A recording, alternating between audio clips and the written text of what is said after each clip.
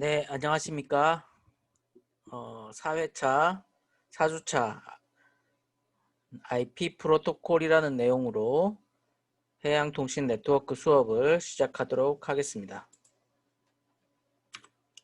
자, 오늘의 학습 목표는 네트워크 계층의 필요성과 역할을 이해하고 라우팅 기능을 이해하고 관련 프로토콜을 알아보는 것으로 하겠습니다. 또한 혼잡 제어라는 기능을 이해하고 IP 프로토콜 헤더의 역할을 한번 살펴보도록 할게요. 자, 네트워크 계층의 기능들은 네트워크에는 라우팅과 혼잡 제어, 패킷의 분할과 병합이라는 기능들을 합니다. 자, 우리 다시 OSI 7계층이라는 걸 잠깐 앞으로 돌아가서 한번 살펴볼게요. 자, 물리 계층이 있고 저번 시간에 데이터 링크 계층에 대해서 살펴봤죠. 그 다음에 오늘 배울 내용은 요 위에 있는 네트워크 계층이 되겠어요. 여기 네트워크 계층에 어떤 IP 프로토콜이라는 프로토콜이 있는데 요거에 대해서 자세히 살펴보도록 할게요. 자, 요 그림에서 보면 네트워크 계층에는 IP라는 프로토콜, 우리 여러분들 인터넷 쓰다 보면 IP 주소 이런 얘기 많이 듣죠. 그 IP예요. 여기에 ARP라는 것, IGMP라는 것, ICMP라는 것 이런 그림으로 되어 있는데 요거에 대해서 살펴보는 시간이 되겠어요. 그래서 네트워크 기능, 네트워크 레이어에서는 먼저 라우팅 테이블이라는 게 있는데 이 라우팅 테이블은 네트워크 구성 형태에 관한 정보를 가지고 있다. 그 다음에 라우팅이라는 단어는 송수신 호스트 사이에 패킷 전달 경로를 선택하는 것이다. 그러니까 쉽게 말하면 주소를 찾아서 그 주소에 해당하는 길이 어딘지를 알고 그 길로 데이터 패킷을 전달하는 것이다 라는 것이죠. 자, 그 다음에 혼잡제요. 혼잡이라는 것은 네트워크에 이제 패킷의 수가 많아지면 이거에 의해서 이제 충돌이 날 수도 있기 때문에 이런 혼잡을 예방하고 제거하는 기능이다 라는 것이고, 패킷의 분할과 병합은 어떤 상위의 전송 계층에서 송신할 데이터를 송신을 요구한 데이터는 최종적으로 몇 계층의 프레임 구조로 정의돼요. 그래서 정의된 형식으로 캡슐화돼서 물리 계층으로 전송되게 되는데, 캡슐화 된다는 것은 이런 데이터화돼서 헤더가 붙여져서 데이터화돼서 다시 내려간다는 얘기죠. 이런 것들의 데이터가 예를 들면 엄청나게 긴 데이터가 있다. 이 데이터는 이렇게 쪼개져서 패킷의 길이대로 쪼개져서 날아갈 수밖에 없어요. 그래서 저번 시간에 우리 배웠죠. 어떤 헤더들이 있고 데이터의 길이가 최대 얼마까지이다. 그러면 최대 얼마 길이가 넘어서는 데이터의 경우에는 최대 데이터만큼 계속 잘라줘야겠죠. 잘라서 여러 번 보내야 돼요. 그래서 이런 것을 패킷을 분할한다는 것이고, 목적지에서 이제 받는 곳에서는 쪼개져서 들어온 데이터를 다 순서대로 다 이렇게 연결해야겠죠.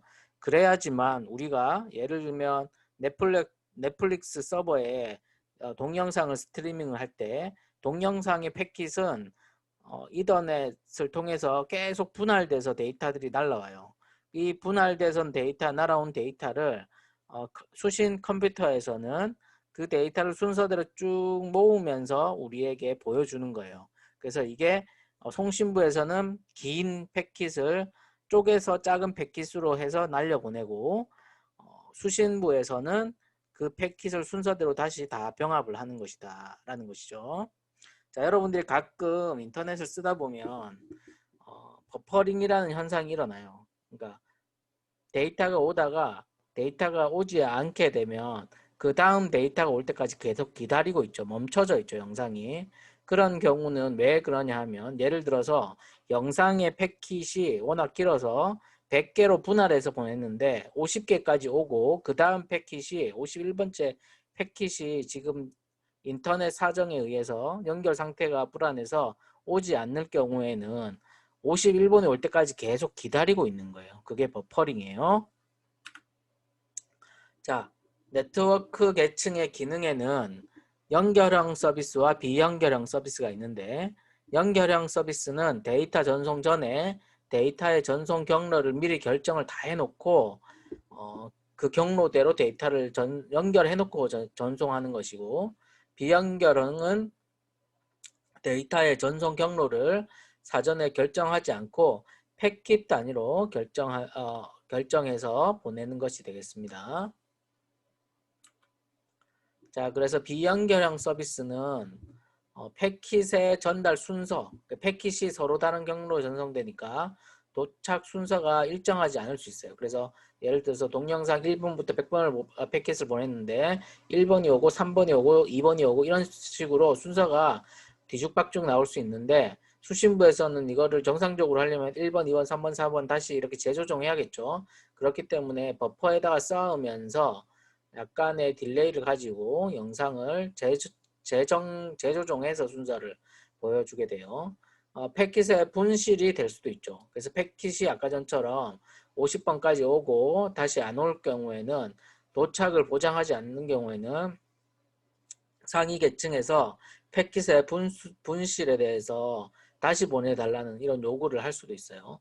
자, 인터넷 환경에서는 IP, 그래서 네트워크 계층의 기능을 지원하는 비연결성 프로토콜이다. 그래서 IP라는 계층은 비연결성 프로토콜이고, 패킷 때마다 비연결해 놓은 상태가 아니라 패킷에 따라 순서가 바뀔 수도 있다라는 것이고, UDP는 전송 계층의 기능을 지원하는 비연결형 프로토콜이 되겠어요.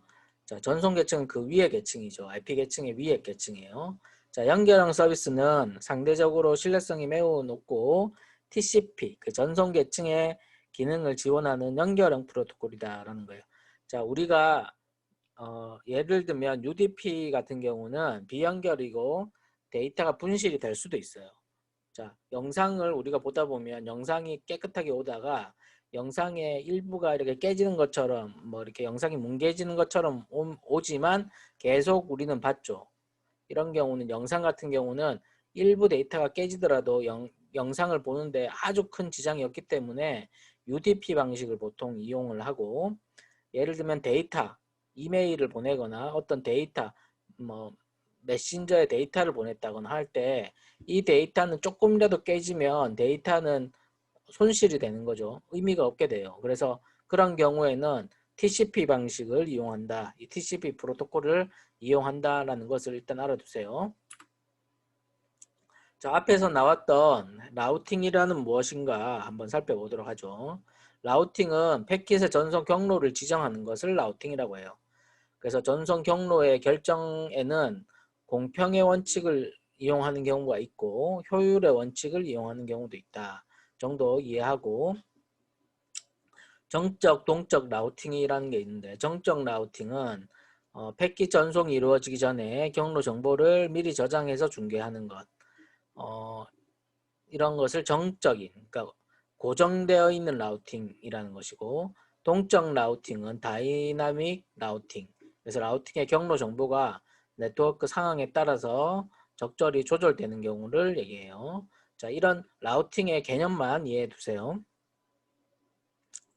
헬로우라는 패킷과 에코라는 패킷이 있는데, 헬로우라는 패킷은 주변 라우터에 헬로우 패킷을 보내서 주변 경로 정보를 파악하는데 쓰이게 되고, 에코라는 패킷은 라우터 사이의 전송 지연을 측정하는 용도로 돼요. 자, 헬로우라는 걸 딱 뿌리면 그거에 대한 응답을 에코를 하게 되겠죠. 그러면 내가 헬로우를 이 시간에 보냈는데 어떤 데서는 에코가 이 시간에 왔다. 그럼 이게 경로의 지연이 어느 정도 생기는구나 라는 것을 파악할 수 있다라는 거예요.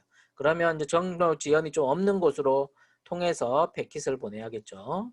그걸 라우팅이라 하는 거예요. 경로를 찾는 건. 자, 라우팅 테이블이라는 것이 이렇게 돼 있어요. 이 그림을 보면 라우팅 테이블이에요. 패킷 전송 과정에서 라우터들이 경로를 쉽게 찾도록 가장 기본적인 도구다라고 되어 있는데, 자, 1번에서 9번까지 가는 길은 1번, 2번, 5번, 9번으로 갈 수도 있고, 1번, 3번, 6번, 5번, 9번으로 갈 수도 있고 13259로도 갈 수도 있죠. 뭐 이렇게 다양한 길이 존재하게 됩니다. 그런데 이제 최적의 이제 공평의 원칙으로 갈 수도 있고 뭐 예를 들면 효율의 원칙으로 가장 빠른 곳으로 무조건 갈 수도 있다. 이런 걸 얘기하는 걸 호스트 라우팅 테이블이다라는 거예요. 라우팅 정보에 처리되어 있는데 소스 라우팅, 패킷을 전송하는 호스트가 목적지 호스트까지 전달 경로를 스스로 결정하는 방식에 해당하는 겁니다. 자, 분산 라우팅, 라우팅 정보가 분산되는 방식을 의미하고 패킷의 전송 경로에 위치한 라우터가 경로 선택에 참여하는 방식이 되겠어요. 자, 중앙 라우팅, 센트럴라이즈드 라우팅이죠. RRC라는 특별한 호스트가 필요해요. 이것이 모든 정보를 관리하게 되고 중앙 집중형으로 목적지까지 도착하도록 미리 정보를 가지고 있게 되겠죠. 자, 계층 라우팅, 하이라키컬 라우팅이라고 하죠. 분산 라우팅 기능과 중앙 라우팅 기능을 적절하게 조합한 방식이 되겠어요. 그래서 네트워크 규모가 엄청 커지게 되면 이런 계층 라우팅 방식을 이용합니다. 자, 혼잡 제어라는 건 뭔가 이런 어떤 여러분들은 정의 정도를 이해하시면 되겠어요.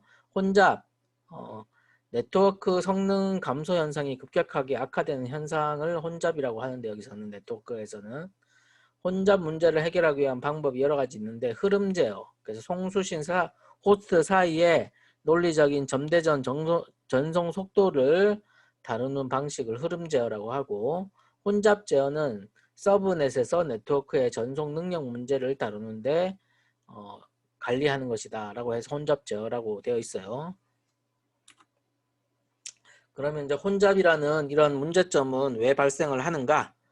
자, 초기 혼잡 과정에서 타임아웃 시간이 작으면 혼잡도가 급격히 증가하게 되고, 자, 패킷 도착 순서가 다른 상황에서 패킷을 분실한 것을 처리하려면 타임아웃이 계속 발생하게 돼요. 이런 문제들.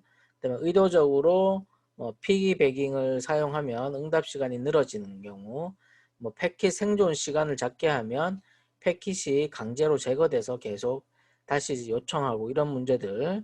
그래서 이런 것들이 혼잡의 원인이고 라우팅 알고리즘이란 혼잡이 발생하지 않는 경로를 배정하도록 설계하는 것이 라우팅의 알고리즘이죠. 그래서 혼잡이 발생하는 경로를 피해서 또 경로를 배정해 주는 것 이런 것들이 라우팅의 알고리즘이 되겠어요. 라우팅을 잘 하게 되면 혼잡이 일어나지 않겠죠.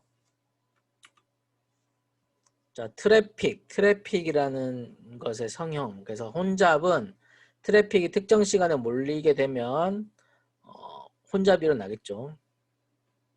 그래서 이런 트래픽을 송신 호스트가 전송하는 패킷의 발생 빈도가 네트워크에서 예측할 수 있는 전송률로 이루어지게 되는 기능이라고 되어 있는데 여기 보면 송신 호스트가 데이터를 주고 있죠. 어떨 때는 많이 주고 어떨 때는 뜨문뜨문 주고 이렇게 가변적인 데이터를 주게 되면 어떤 버퍼를 통해서 중간에서 많이 올 때나 조금 올 때나 적절하게 분배를 시키는 그래서 일정한 간격으로 출력을 하게 되죠. 이런 것을 리키 버킷 알고리즘이라고 합니다. 혼잡을 제거하는 방식도 있는데 컨트롤하는 방식이 아니고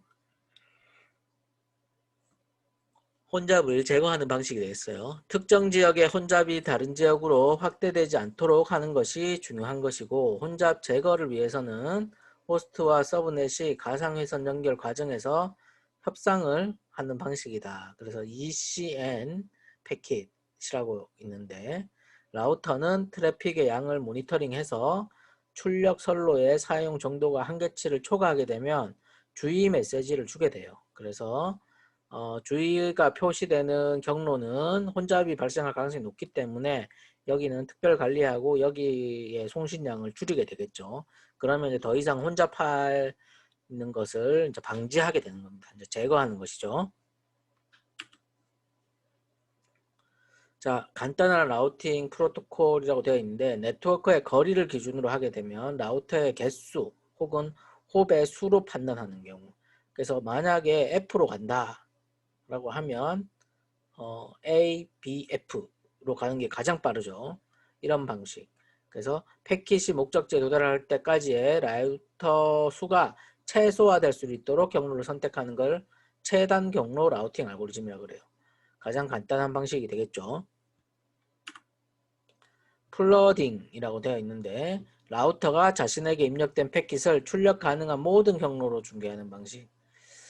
패킷이 무한히 만들어질 수 있어서 생존 시간이 제한되어 있고 특별 목적으로만 이런 경우는 사용해야 된다라는 거고, 거리 벡터 라우팅 프로토콜이라고 되어 있는데 라우터가 자신과 연결된 이웃 라우터와 라우팅 정보를 교환하는 방식에 대한 것이에요. 그래서 링크 벡터, 거리 벡터, 다음 홉 벡터 이런 정보를 이용해서 하는 방식. 자, 링크 벡터예요. 링크 벡터 lx라는 함수가 있는데 라우터 x와 연결된 이웃 네트워크에 대한 연결 정보를 보관하고 있다가, 자, 그래서 넷 1, 그다음에 넷 2에는 R1으로 연결되어 있고 이런 정보들을 모두 다 가지고 있다는 얘기예요. 이걸 이용해서 이웃의 네트워크를 연결하는 방식을 선택한다. 자, 이것은 이제 거리를 이용해서 거리 값을 다 가지고 가장 거리가 짧은 놈을 통해서 전송하는 이런 방식이 되겠어요. 그래서 다음 홉 벡터의 패킷을 전송하는 경로를 다 관리하고 있다가 그 경로를 이용해서 보내는 방식. 뭐 이런 것을 라우팅 프로토콜에서 가지고 있어요. 라우팅 인포메이션 프로토콜이라는 것이 있는데 거리 벡터 방식의 내부 라우팅 프로토콜 중에서 가장 간단하게 구형된 것을 의미하고 소규모 네트워크에 적합한 방식이 되고 현재 가장 많이 사용하는 라우팅 프로토콜이다 라는 거예요. 네, 여러분들 요거를 한번 여러분들 앞에서 배운 내용대로 이 그림을 따라서 라우팅 R1의 라우팅 테이블이 이렇게 되어 있는데 R1에서는 넷 1과 연결되어 있고 하나로 연결되어 있고 넷 2와도 하나로 연결되어 있고 거리가, 자, 넷 3하고는 2개 거리가 되어 있고 넷 4하고는 3, 넷 5하고는 2번 이런 거리가 어떻게 되는지 다 이렇게 정보를 가지고 있다는 거예요. 그래서 넷3 같은 경우는 R4가 다음에 홉이 되겠고 넷4도 다음에 홉은 R4가 되겠고 뭐 이런 형태가 됩니다. 자, 요거는 거리 벡터 예제예요. 한번 살펴보시고, 자, 벡터의 정보를 그러면 각 주고받아야 되기 때문에 이런 패킷 구조를 가지고 있어요. 그래서 커맨드, 버전, 그 다음에 어드레스, 아이덴티파이어, IP 어드레스들 이런 것들의 정보들을 총 25개까지 가지고 있다. 그래서 벡터 정보들을 다 이렇게 가지고 있다라는 거예요. 자, 그 앞에서 나왔던 이 테이블에서의 커맨드 정보, 버전 정보, 어드레스, 패밀리, 아이덴티파이어, IP 어드레스, 매트릭 이런 것들이 뭘 의미하는지 여기 써 있습니다. 자, 링크 상태 라우팅 프로토콜. 자, 개별 라우터가 이웃 라우터까지의 거리 정보를 구한 후에 이를 네트워크에 연결된 모든 라우터에 통보하게 되죠. 그러면 거리 벡터 방식과 반대로 거리 벡터 라우팅 프로토콜의 단점을 보완하기 위한 방식인데 임의의 라우터가 이웃한 모든 라우터의 정보를 전달해서 다시 이들 라우터가 주변 라우터의 정보를 전달하는 방식으로 모든 패스로 가게 되겠죠. 그럼 대부분의 패스로. 그러다가 이제 하나가 보내고자 하는 곳으로 전달이 되겠죠. 자, 외부 라우팅 프로토콜. 내부 라우팅 프로토콜이란 거리 벡터 방식을 이용하는 것, 그 다음에 링크 상태 방식을 이용하는 것, 외부 라우팅 프로토콜은 경로 벡터, 단순히 연결 가능한지를 알아보는 것. 그래서 내가 이쪽 경로로 라우팅을 할 수 있는지 없는지 이런 것들을 이용하는 걸 외부 라우팅 프로토콜 BGP라는 게 있어요. 그래서 TCP 프로토콜을 사용해서 다른 프로토콜과 연관을 설정하고 관련 정보를 전달하고 이것을 주기적으로 응답을 받으면서 살아있니를 보는 거죠. Keep alive. 그래서 계속 살아있는지 보고 노티피케이션을 받아서 오류 상태를 보고받는 거죠. 그럼 오류가 일어나면 오류가 됐다는 것을 통해서 경로를 바꾼다거나 이런 것들을 하게 됩니다. 자, 이번에는 라우팅 프로토콜에서 IP 프로토콜이에요.